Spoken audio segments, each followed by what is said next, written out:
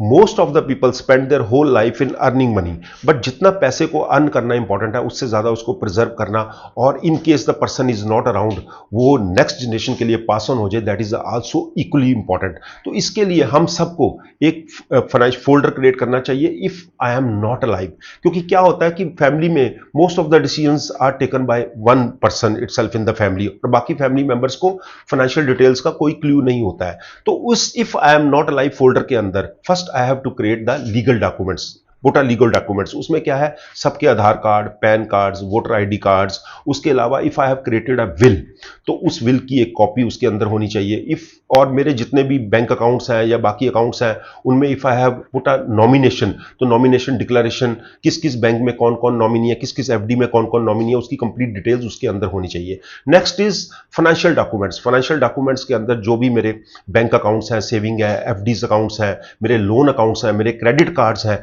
उस सब की डिटेल्स उसके अंदर होनी चाहिए। इसके अलावा है इंश्योरेंस के, इंश्योरेंस में if I have term insurance, health insurance, life insurance और बाकी टाइप की इंश्योरेंस उसमें होनी चाहिए। इसी तरह लॉकर्स की details, if I have different lockers in different banks तो वो सारी डिटेल्स उसके अंदर होनी चाहिए। If I have properties at different places तो उस सारी प्रॉपर्टी की डिटेल्स उसके अंदर होनी चाहिए, so that in case of a death of a person the legal heirs are able to see what are the type of financial instruments and take a decision accordingly.